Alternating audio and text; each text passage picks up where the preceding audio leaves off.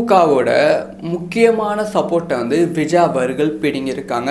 Already Ambedkar ஈவெண்ட்டில் விஜய் அவர்கள் சொல்லியிருக்காங்க, திமுகவோட கூட்டணி கணக்குகள் எல்லாமே மைனஸ் ஆகும் அப்படிங்கிற விஷயத்த சொல்லியிருக்காங்க. அது ஒன்று ஒன்றா நடந்து கொண்டு இருக்கு. டீட்டெயிலாக பேச போகிறோம்.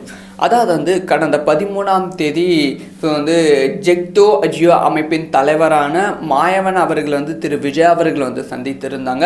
அந்த சந்திப்புக்கு அப்புறமா ஒரு விஷயத்தை ப்ரெஸ் மீட்டில் சொல்லியிருந்தாங்க, நான் 8 டைம் முதலமைச்சரை சந்திருக்கேன். பழைய ஓய்வூதிய திட்டத்தை இம்ப்ளிமெண்ட் பண்ணுவதற்காக முதலமைச்சரை சந்தித்திருக்கேன். ஆனால் 8 முறையும் முதலமைச்சர் அவர்கள் நாங்கள் வைக்கும் கோரிக்கையை ஃபுல்லாக கூட கேட்டது கிடையாது, சும்மா எங்கள் கூட ஃபோட்டோ மட்டும் எடுத்துப்பாங்க அப்படிங்கிற விஷயத்த சொல்லியிருக்காங்க. இப்போ விஜய் அவர்கள் சந்தித்திருக்கோம் அப்படின்னு சொல்லியிருக்காங்க. அதுக்கப்புறமா இந்த ஒரு விஷயம் பெரிய பிரச்சனை வெடித்தது. ஸோ திமுக சார்பாக ஜிக்டோ ஜியோ அமைப்புக்கு ஒரு பெரிய ப்ரெஷர் கொடுக்கப்பட்டு அந்த அமைப்பின் ஒருங்கிணைப்பாளர் எங்கள் தலைவர் மாயவன் அவர்கள் அவங்களோட தனிப்பட்ட விருப்பத்துக்காக சந்தித்தாங்க, எங்களோட அமைப்புக்காக சந்திக்கல அப்படிங்கிற விளக்கத்தை கொடுத்தாங்க.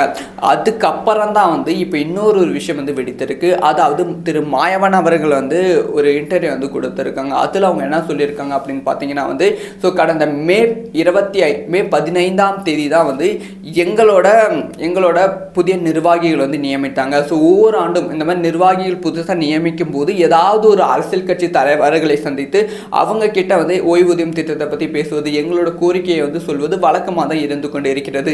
இந்த டைம் நாங்கள் விஜயை சந்திக்கலாம் அப்படின்னு முடிவு பண்ணோம். அதனால் விஜய் கிட்ட நாங்கள் அப்பாயின்மெண்ட் கேட்டிருந்தோம்.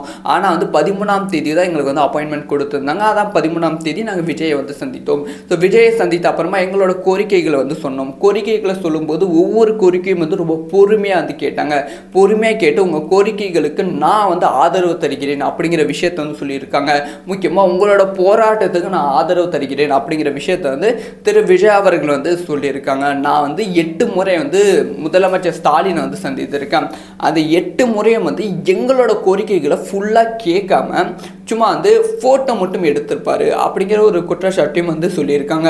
இதில் ரொம்ப முக்கியமான விஷயம் என்ன அப்படின்னு பார்த்தீங்கன்னா அரசு ஊழியர்கள் 4000 பேர் இருக்காங்கன்னா அவங்க குடும்பம் 4 லட்சம் மேலே இருக்கும். ஸோ போன டைம் அரசு ஊழியர்களுக்கு முதலமைச்சர் ஸ்டாலின் அவர்கள் கொடுத்த வாக்குறுதி என்னன்னா, ஸோ எடப்பாடி பழனிசாமி அவர்களோட ஆட்சியில் அரசு ஊழியர்களுக்கு ஓய்வூதிய திட்டம் இம்ப்ளிமெண்ட் பண்ணலை. அப்போ எதிர்க்கட்சியாக செயல்படுத்த முதலமைச்சர் ஸ்டாலின் அவர்கள் இவங்க போராட்டக்காரர்களை நேரில் சந்தித்து அவங்க தோல் மேலே கையை போட்டு ஸோ இவங்க கண்டிப்பாக பண்ணவே மாட்டாங்க, நீங்கள் போராட்டம் நடத்துவது முழுக்க வேஸ்ட்டு, ஸோ நாங்கள் ஆட்சிக்கு வந்துட்ட அப்புறமா உங்களோட பழைய ஓய்வூதிய திட்டத்தை கொண்டு வருவோம் அப்படின்னு சொல்லி முதல் வாக்குறுதியாக கொடுத்தாங்க.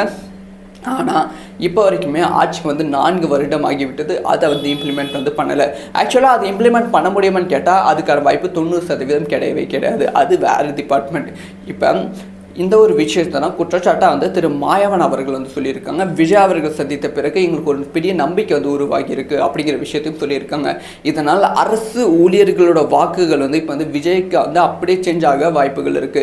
திமுகவோட பெரிய தூணான அரசு ஊழியர்கள், எப்பயுமே அதிமுக கூட இந்த தூண் கிடையாது, திமுகவுக்கு இந்த அரசு ஊழியர்களோட கரெக்ஷன் ரொம்ப ஸ்ட்ராங்காக இருக்கும். அந்த ஒரு தூணை விஜய் அவர்கள் வெட்டி எடுத்திருக்காங்க.